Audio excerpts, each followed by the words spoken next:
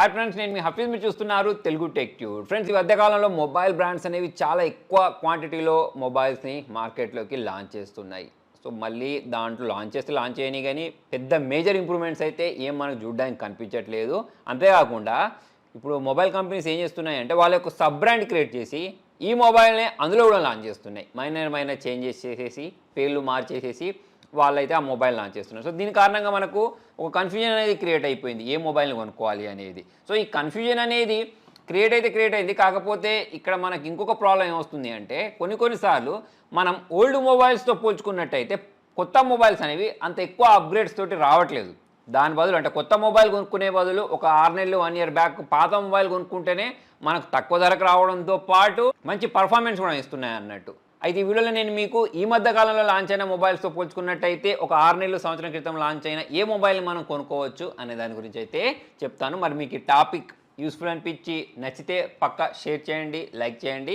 So మరి దీనిలో మనం ఫస్ట్ మొబైల్ గురించి మాట్లాడినట్టయితే ఐక్యూ నియో 7 ఈ మధ్య లాంచ్ అయింది. 7 Pro కూడా వస్తుంది అనుకోండి, మనం కూడా అన్బాక్సింగ్ చేద్దాం. అయితే ఈ ఐక్యూ నియో 7 గురించి మాట్లాడినట్టయితే ఇప్పుడు ప్రజెంట్ దీన్ని కొనుక్కునే బదులు నేనైతే ఐక్యూ నియో 6ని ప్రిఫర్ చేస్తాను. సో దానికి రీజన్ ఏంటి అంటే ప్రైస్.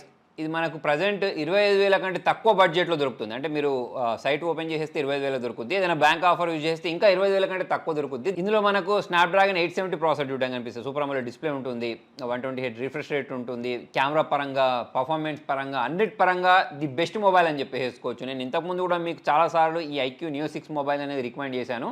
సో ఇప్పుడు కూడా అంటే ఇది వచ్చి చాలా నెలలు అయిపోతుంది కదా, దాదాపు 1 సంవత్సరం అయిపోతుంది కదా, అయినా కూడా ఇప్పటికి కూడా రికమెండ్ చేసే స్థితిలోనే ఈ మొబైల్ అనేది ఉంది. సో మనకు ఒకవేళ 20,000 లో బడ్జెట్లో ఒక ఆల్రౌండర్ మొబైల్ కావాలి అంటే ఈ మొబైల్ కొనుక్కోవచ్చు. దీనిలో మనకు అల్ట్రా వైడ్ యాంగిల్ కెమెరా కూడా చూడడానికి కనిపిస్తుంది. ఐక్యూ నియో 7లో ఆ ఫీచర్ అనేది మిస్ అయిపోయింది. ఓవరాల్ చూసుకున్నట్టయితే ఐక్యూ నియో 7 కొనుక్కోవడానికి మీ దగ్గర డబ్బులు లేవనుకోండి, కొంచెం తక్కువ అయిపోయాయి అనుకోండి. సో అటువంటిప్పుడు మనం ఐక్యూ నియో 6 తీసుకొని కూడా మన డబ్బులను సేవ్ చేయడంతో పాటు మంచి పర్ఫార్మెన్స్ ఉండే మొబైల్ని అయితే మనం పొందినట్టు అవుద్ది. సో అలానే మనం సామ్సంగ్ గురించి మాట్లాడితే సామ్సంగ్ వాళ్ళ మధ్య చాలా మొబైల్స్ లాంచ్ చేశారు. A34 అని చెప్పేసి రీసెంట్గా సామ్సంగ్ A54 మొబైల్ కూడా తీసుకొచ్చారు.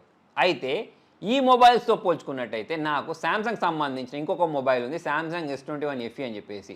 ఆ మొబైల్ అనేది బాగా నచ్చింది. సో ఇప్పుడు నేను చెప్పిన Samsung A54, A34, Samsung A54 వీటితో పోల్చుకున్నట్టయితే సామ్సంగ్ S21 FEలో మనకు ప్రాసెసర్ అనేది సుపీరియర్గా ఉంటుంది. దాంతోపాటు మంచి డిస్ప్లే దొరుకుద్ది, వైర్లెస్ ఛార్జింగ్ సపోర్ట్ దొరుకుద్ది, IP రేటింగ్ దొరుకుద్ది, కెమెరా పర్ఫార్మెన్స్ అనేది బాగుంటుంది. సో మరి 30,000 లో ప్రైస్ సెగ్మెంట్లో మనం ఒక మొబైల్ని కొనుక్కోవాలి అంటే ఇప్పటికి కూడా మనం ఆరాంగా తీసుకోదగ్గ మొబైల్ సామ్సంగ్ S21 FE.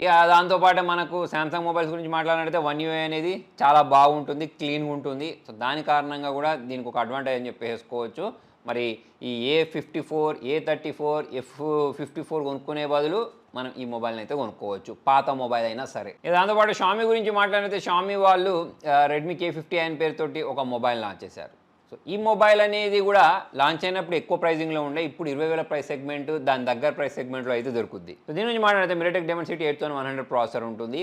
ఎవరైతే గేమింగ్ చేయాలి అనుకుంటూ ఉంటారో 20,000 ప్రైస్ సెగ్మెంట్ దగ్గరలో మంచి గేమింగ్ ఫోన్ కావాలి అనుకుంటారో, వాళ్ళకు మంచి పర్ఫార్మెన్స్ ఫోన్ కావాలనుకుంటారో వాళ్ళకి ఈ మొబైల్ అనేది చాలా బాగా సూట్ అవుతుంది. కాకపోతే కెమెరా పర్ఫార్మెన్స్ అనేది యావరేజ్ ఉంటుంది, డిస్ప్లే IPS డిస్ప్లే ప్రొవైడ్ చేస్తారు. అయినా కూడా మనం ఒకవేళ మంచి పర్ఫార్మెన్స్ ఇచ్చే ఫోన్ కావాలి, పవర్ఫుల్ ఫోన్ కావాలి, నేను గేమింగ్ ఆడుకోవాలి అంటే ఈ మొబైల్ని అయితే కొనుక్కోవచ్చు. ఇక రియల్మీ మొబైల్ గురించి మాట్లాడినట్టే రియల్మీ GT2 అనే పేరుతోటి ఒక మొబైల్ అనేది లాంచ్ అయినప్పుడు చాలా ఎక్కువ కాస్ట్లో ఉండే, కాకపోతే ప్రజెంట్ 20,000 దొరుకుతుంది. ఇంకా చాలా తక్కువ ప్రైస్కి కూడా అప్పుడప్పుడు ఇది మనకు ఆఫర్లో దొరుకుతూ ఉంటుంది. సో ఇటువంటి ఆఫర్స్ అనేవి మీరు మిస్ అవ్వకుండా ఉండాలి అని అంటే ఈ మొబైల్ అనేది చాలా తక్కువ ధరకు దొరికినప్పుడు మీకు వెంటనే తెలియాలనుకోండి, మన టెలిగ్రామ్ ఛానల్ ఉంటుంది, దానిలో జాయిన్ అయిపోండి. ఈ మొబైలే కాకుండా ఇంకా చాలా రకాల మొబైల్స్ అనేవి అప్పుడప్పుడు 10,000, 15,000 అటువంటి డిస్కౌంట్లో తీసేస్తూ ఉంటారు. కొన్నిసార్లు ఈ డీల్స్ అనేవి రాత్రిపూట పెడుతూ ఉంటారు. మరి ఆ రాత్రిపూట మీరు మేల్కొని ఆ డీల్స్ అనేవి చూడలేరు కదా.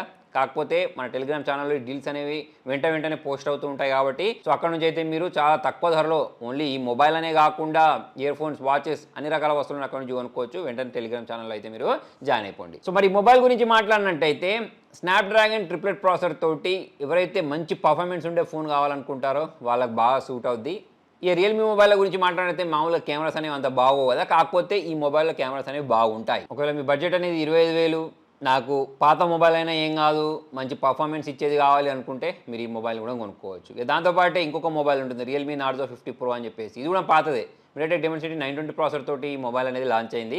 15,000 ప్రైస్ సెగ్మెంట్లో ఈ మొబైల్ దొరుకుతూ ఉంటుంది. సో ఈ మొబైల్ గురించి మాట్లాడితే 15,000 ప్రైస్ సెగ్మెంట్లో మంచి ప్రాసెసర్ మీడియాటెక్ డైమెన్సిటీ 920 ప్రాసెసర్, అంతేకాకుండా ఇందులో మనకు అమోలెడ్ డిస్ప్లే కూడా చూడడానికి కనిపిస్తుంది. మరి ఒకవేళ మీ బడ్జెట్ అనేది 15,000 ఉండి పాత మొబైల్ అయినా, అంటే పాత మొబైల్ అంటే వాడిన మొబైల్ కాదు, కొంచెం 6 నెలల క్రితం సంవత్సరాల క్రితం లాంచ్ అయిన మొబైల్ అయినా నాకు పర్లేదు అనుకుంటే ఈ మొబైల్ కూడా కొనుక్కోవచ్చు. నెక్స్ట్ మోటరోలా గురించి మాట్లాడితే మోటరోలా వాళ్ళు కూడా ఈ మధ్యకాలంలో చాలా మంచి మొబైల్స్ లాంచ్ చేస్తున్నారు. కాకపోతే కొన్ని సార్లు వీళ్ళు తక్కువ బడ్జెట్ ప్రైస్ గురించి మాట్లాడినట్టయితే 4G మొబైల్ లాంచ్ చేసేసారు ఈ మధ్యకాలంలో 4G మొబైల్ అనేది మనకు అంత యూస్ఫుల్ కాదని చెప్పేసి నేను అనుకుంటున్నాను. ఎందుకంటే ఆల్రెడీ 5G లాంచ్ అయిపోయింది, అందరికీ జియో యూజ్ చేస్తూ ఉంటే 5G వస్తుంది, ఎక్కువ మనం ఏం ప్యాక్ వేయాల్సిన అవసరం లేకుండానే అదే ప్యాక్లో వచ్చేస్తుంది. కాబట్టి 5G అనేది ఇప్పుడు నెసరీ అయిపోయింది.